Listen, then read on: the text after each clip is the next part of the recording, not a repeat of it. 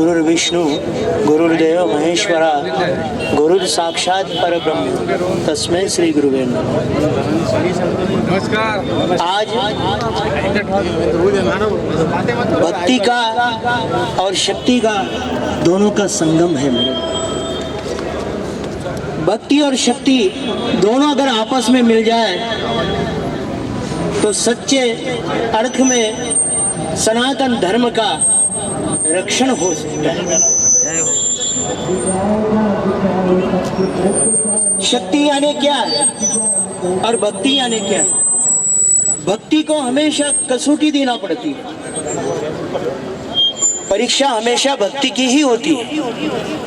सीता जी की भी भक्ति और सीता जी की भी अग्नि परीक्षा हुई है।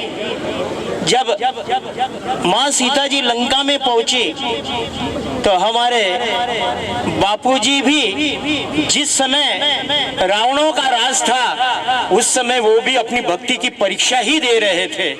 क्यों? कि सनातन धर्म में जो धर्मांतरण हो रहा था और उसके रोकने वाले एकमेव संत थे वो हमारे आसाराम बापू थे।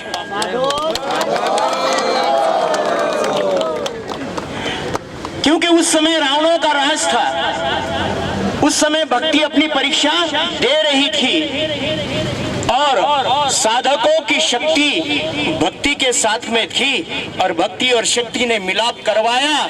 उसके बाद में सारा धर्मांतरण रुकवाया। मेरे बाप, सारा धर्मांतरण रुकवाया। उसी समय कुछ रावणों ने, जैसे सीता मैया को रावण जी ने उठाकर लेकर गए थे, उस रावण को तो पता था कि मैं सीता मैया को लेकर जाऊंगा तो मेरी लंका के सारे लोगों का मैं उद्धार करवा लूंगा। उस मानस रावण को ये पता था, लेकिन आज के रावणों को ये पता नहीं कि सीता का अग्नि परीक्षा का समय है और हमारा इसमें क्या होने वाला है, इसका ख्याल रखना आवश्यक है। शक्ति की और भक्ति की परीक्षा माननीय सांसद जो नवनीत जी राणा है उन्होंने भी की है। मेरे बाप, उन्होंने भी दी है। वो भी एक समय भक्ति करते करते, हनुमान चालीसा का पाठ करते करते उन्हें भी जेल में डालने में आया। सत्य का यही अगर अनादर होगा तो फिर सत्य को कोई नहीं पूछेगा। सत्य सनातन धर्म का रक्षण करने वाले साधक परिवार आज जागरूक हो उठे। जैसे लंका में प्रवेश करने के समय सेतु बंधन हुआ।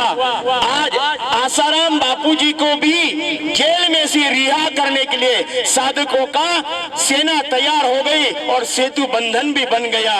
राम राज्य आ गया। राम जी अपने आसन पर जाकर सिंहासन पर बैठे हैं। इसलिए राम राज आने के बाद में भी अगर सीता की परीक्षा होती जाए तो फिर लवकुश वन में रहेंगे और लवकुश सारी जनता है। मेरे बाप, लवकुश सारी जनता है। उस सारी जनता को ये तकलीफ नहीं होनी चाहिए। इसीलिए आज सब साधक लोग अपने अपने घर से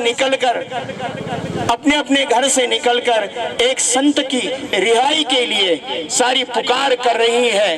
क्योंकि अरे जो आज भी भक्ति की कसौटी करवा रहे हो, भक्ति यानी सत्य का परीक्षण है। सत्य की परीक्षा हमेशा होती रहती ही है, उसमें कोई तकरार नहीं है, उसमें कोई दुमत नहीं है।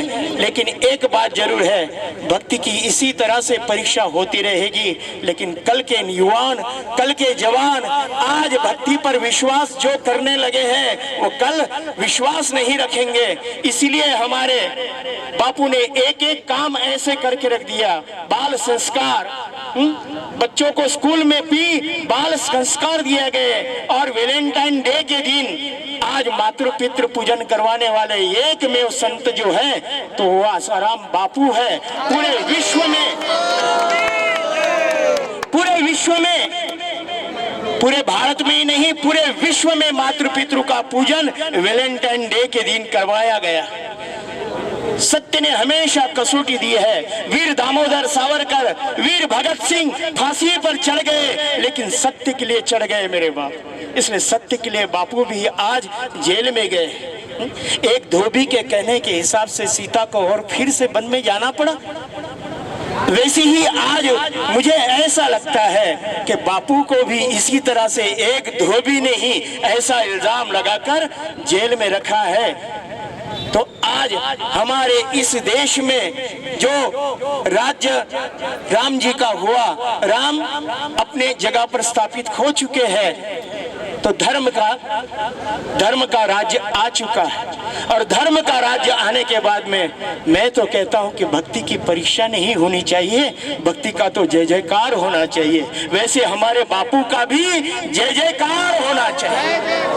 संत श्री आसाराम जी बापू की, संत श्री आसाराम जी बापू की, संत श्री आसाराम जी बापू की।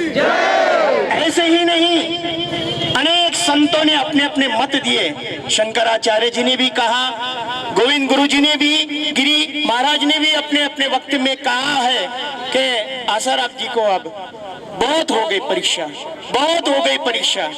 परीक्षा तो हमेशा भक्ति देती है, और भक्ति क्या मुख से ये कहेगी कि मुझे तुम इस अग्नि की परीक्षा में से रोक दो, मुझे इस अग्नि में से उठा दो।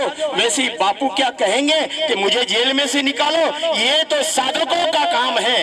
आज मुझे ऐसा लगता है संत एक शिव के समान होते हैं, संत एक शिव के समान होते हैं, अपने सारे अधिकार अपने भक्तों को देते हैं। लेकिन कुछ भक्त भी भस्मासुर बन जाते हैं, और जैसे कोई भगवान शंकर जी को बन बन भगाने लगाते हैं, वैसे हमारे बापू को भी शायद इन्हीं लोगों ने भगाया होगा।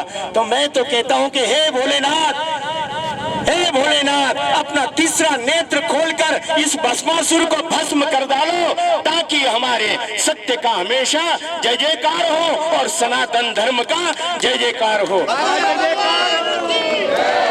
सनातन धर्म की माता की, भगवान की।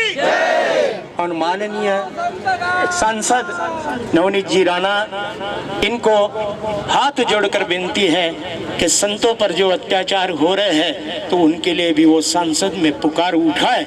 बस इतने कहकर मैं दरुदोषम महा जय जयकार हो, महा जय जयकार। अरविंद महाराज जी को बहुत बहुत साधुवाद, उनके प्रति हम कृतज्ञता व्यक्त करते हैं। और सांसद नवनीत जी राणा अभी कुछ ही समय में यहाँ आ रही है।